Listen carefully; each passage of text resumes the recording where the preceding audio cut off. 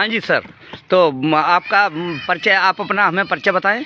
आपके साथ बहुत सारा जनसमूह है, मैं आपसे परिचय जानना चाहता हूं। पहले तो कुंचुक में आपको पहली बार देख रहा हूं। मैं प्रोफेसर काशीराम साहब, संस्थापक राष्ट्रीय अध्यक्ष प्रजातांत्रिक जनसेवक पार्टी जी। और मुझे आज लगभग 60 दिन हो गए किसानों का इन बिल के खिलाफ जी जो दिल्ली में धरना प्रदर्शन हो रहा है जी और ये किसानों की जो मांगे हैं वो बिल्कुल जायज हैं, लेकिन सरकार की इन जन विरोधी नीतियों के कारण जी 26 जनवरी को जो किसान आंदोलन पर आरोप लगाया गया है जी वो आरोप बिल्कुल निराधार है।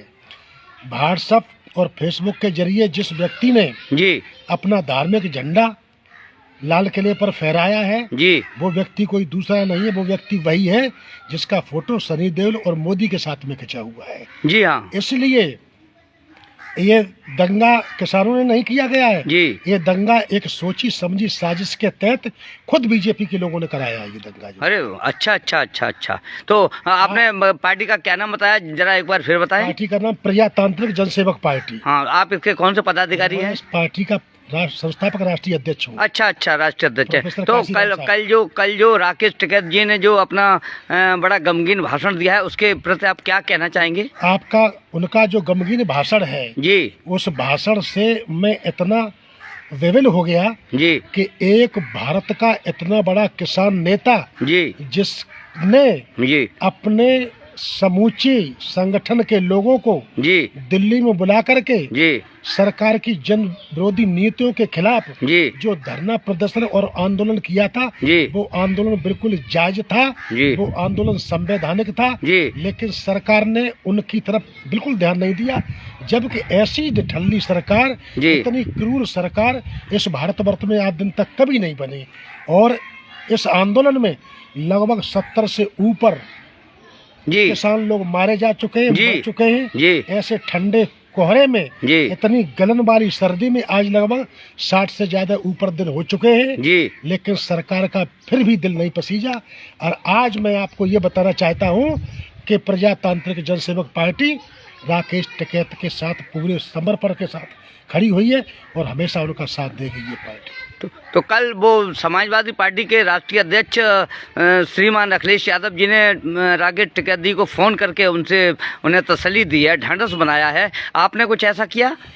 ऐसा था कि मेरे पास उनका फोन अभी उपलब्ध नहीं हो पाया। जैसे ही मुझे फोन उनका मिल जाएगा मैं तुरंत ही उनसे फोन करके और उनको मैं ढांढस बताऊंगा और उनसे कहूंगा कि आप डटे रहिए। परेशानी जितनी ज्यादा आ रही है इसका मतलब है कि सफलता उतनी ही ज्यादा करीब आ रही है। अच्छा अच्छा अच्छा। अगर ये कठिनाई बढ़ती है तो क्या आप उनके बॉर्डर पे जहाँ जो बैठे हैं, मैं तुरंत उनके पास जाऊंगा और उनसे बात करूंगा जाकर के और उनका सहयोग करूंगा, उनके आंदोलन में सम्मिलित होऊंगा। आपकी पार्टी के कितने कार्यकर्ता हैं, कितने लोग साथ जाएंगे आपके? कम से कम 1000 लोग साथ जाएंगे। अच्छा अच्छा, ठीक है। तो आप पूरी तरह से राकेश टिकैत जी के और किसान आंदोलन के साथ हैं? मैं किसानों के साथ हूँ और किसानों के नेता राकेश टिकैत जी के साथ हूँ, पूर्ण समर्पण के साथ। यह आंदोलन जायज है? ये आंदोलन थोड़ा बहुत जायज नहीं है जी, जायज भी है, संवैधानिक भी है। तो जब एक मिनट के लिए, जब सरकार में जो राजा होता है उसका काम होता है प्रजा रंजन जी। हमें ऐसे कानून बनाना चाहिए जिससे हमारी प्रजा को सहूलियत हो, प्रजा खुश रहे, प्रजा को रोजगार मिले और जो किसान हैं उनकी पैदा होने वाली फसल अच्छे ढंग से बिके, ऊंचे दामों पर बिके। और जो चीजें किसानों के खिलाफ हैं, किसानों की मनमर्जी के माफिक नहीं है, उन चीजों को सरकार क्यों जबरन लाद रही है, उन बिल को क्यों लेकर के आई है। उन बिलों को जबरन लाद देने का तात्पर्य ये है कि सरकार ने जो अडानी से एक करारमेंट किया है, एग्रीमेंट किया है, उसी कारण से सरकार नहीं झुक रही है। क्योंकि सरकार पूरे देश को, देश के सभी सरकारी प्रतिष्ठान, चाहे वो एयरपोर्ट हो, रेलवे हो, स्टेशन हो, बैंक हो, LIC हो, और यहाँ तक कि हमारा लाल किला, ताजमहल, सड़कें, रोडें, बसें, यानी पूरे हिंदुस्तान को मोदी जी ने अडानी जी को गिरवी रख दिया, अडानी जी को बेच दिया है। लखनऊ का जो हवाई अड्डा चौधरी चरण सिंह हवाई अड्डा वो भी 50 साल के लिए अडानी को दे दिया गया है। अच्छा अच्छा। अब अडानी के मनमर्जी के हिसाब से सरकार चल रही है और अडानी जी ने पानीपत से थोड़ी दूर आगे नेल्ठा एक जगह है, उस जगह पर कम से कम 10,000 एकड़ जमीन को घेर करके, और वो जमीन ऐसे घेरी गई है निर्दोष किसानों की बिना मनमर्जी के वो जमीन उनके अडानी के नाम उसका बैनामा कर दिया गया, जिसमें गोडाउन बनाए जा रहे हैं, रेल की पटरियां बिछ चुकी हैं। और यहाँ से जब और जो बिल अंतिम बिल है उस बिल का नाम है असीमित भंडारण, और जब असीमित भंडारण अडानी खरीद करके उस भंडार गृह में कर लेंगे उसके बाद बहुत महंगे दामों पर, चौगुने दामों पर वही चीज हमको मिलेगी। तो इन बिलों का मतलब है कि बेचते समय किसान मरेगा और खरीदते समय धनपतियों को छोड़ करके सारे लोग मरेंगे। इसलिए बिल किसानों के माफिक नहीं है, ना आम आदमी के माफिक है।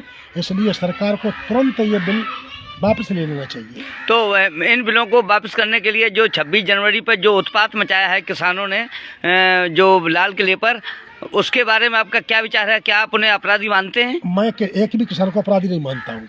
इसलिए नहीं मानता हूँ कि किसान भोला आदमी होता है, किसान पसीना बहाने वाला होता है, किसान अन्नदाता होता है, किसान सभी पूरे देश के लोगों को भोजन देने वाला होता है। उनका मकसद ये था कि ये बिल कैसे वापस हो। उन बिलों को वापस करने के लिए आपने धरना प्रदर्शन और एक संवैधानिक आंदोलन किया था और आपने सरकार से परमिशन लेकर के किया था। तो जो उन्हें रोड डिवाइड किए गए थे, जो रोड प्रोवाइड किए गए थे, उन रोडों पर क्यों जाम लगाया गया, उन रोडों पर क्यों बैरिकेटिंग लगाया गया? जब उन्हें कहीं निकलने की जगह नहीं मिली तो उन्होंने बैरिकेटिंग हटा करके लाल किले पर पहुंच गए। लेकिन लाल किले पर जाकर के 26 जनवरी के दिन उन्होंने किसी प्रकार से राष्ट्रीय ध्वज और न गणतंत्र दिवस का कोई अपमान नहीं किया।